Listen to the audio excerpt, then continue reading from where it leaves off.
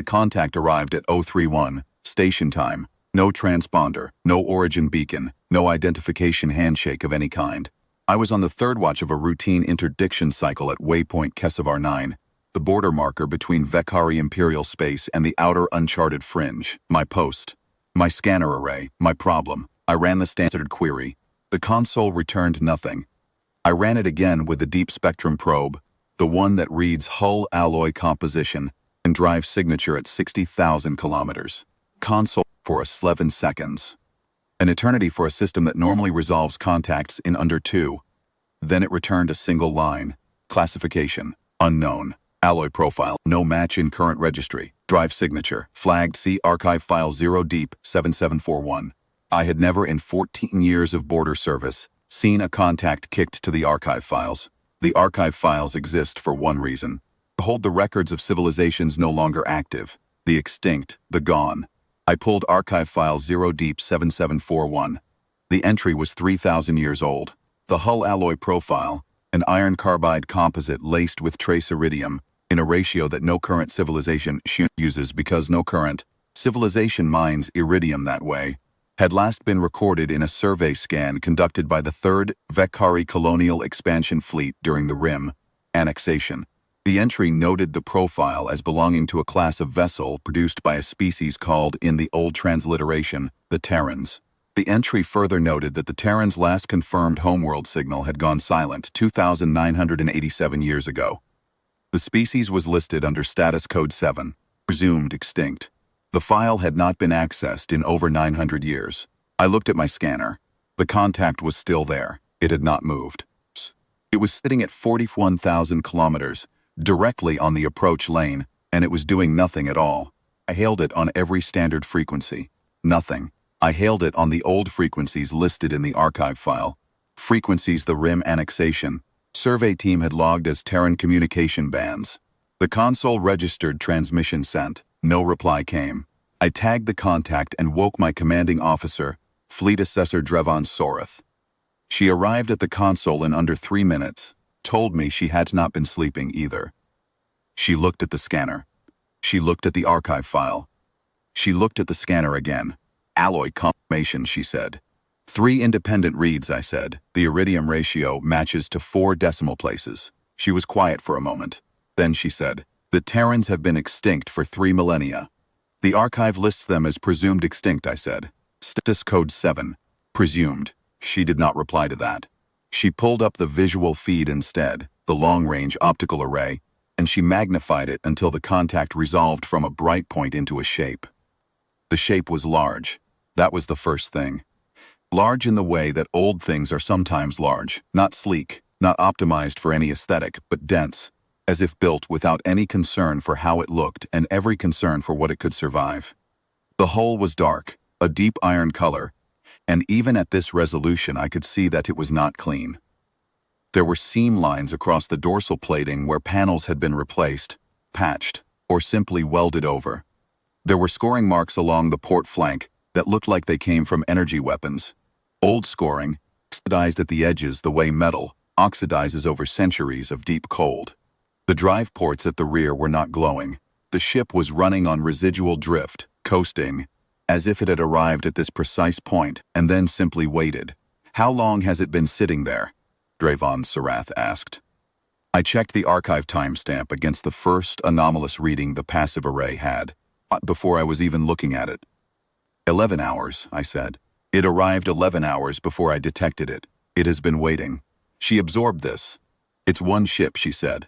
It was not a question, but it sounded like she needed to say it. One ship, I confirmed. She opened a command channel to the Imperial Relay at Kesavar Prime and filed a contact report, flagging it priority amber.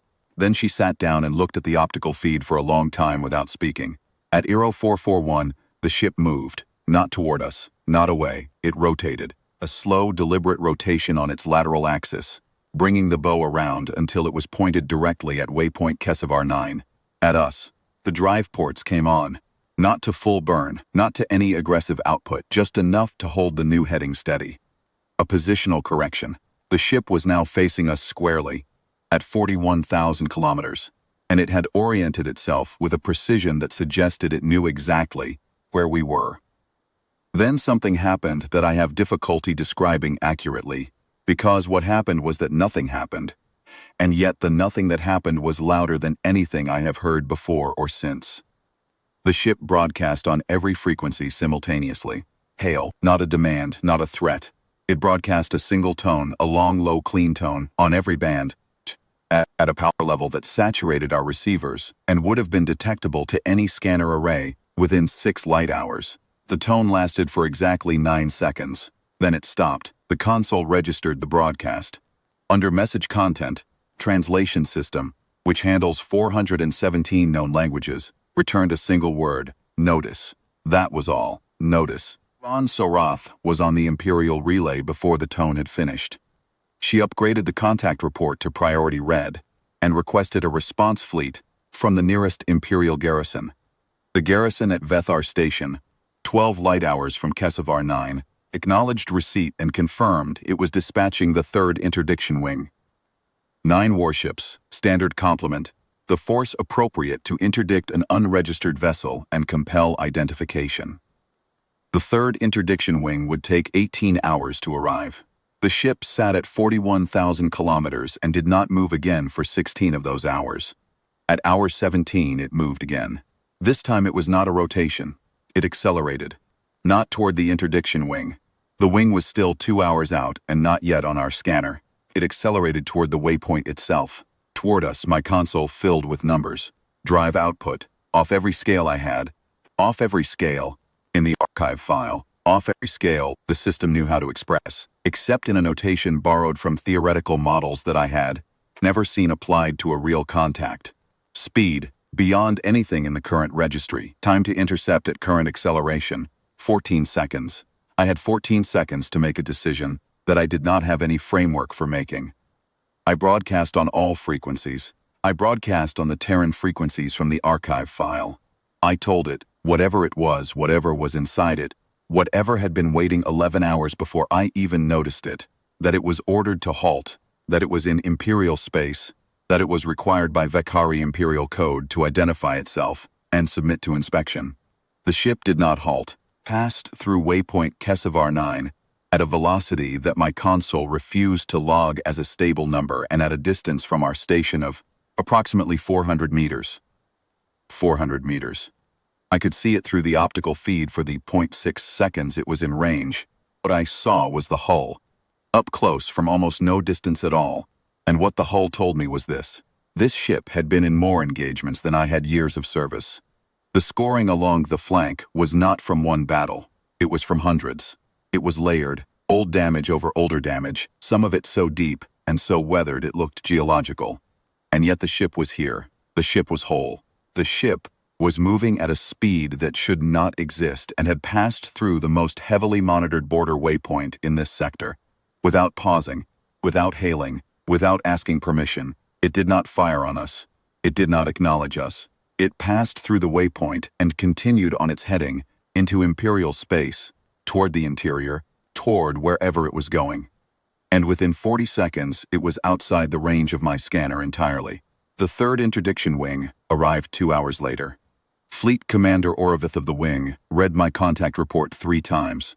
Then he asked me if I was certain of the alloy profile. I told him I was certain. He asked me if I was certain of the drive signature match to archive file 0deep7741. I told him I was certain.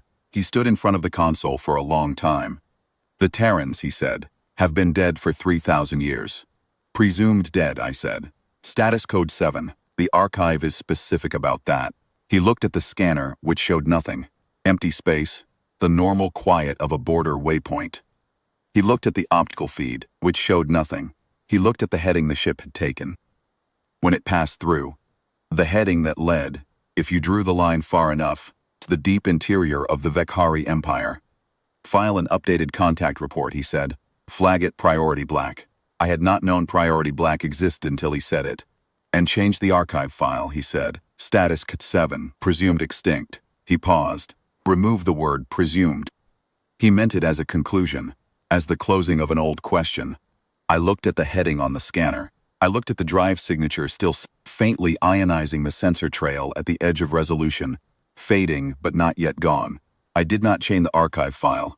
I did not change it because I was not certain that the word presumed was the problem.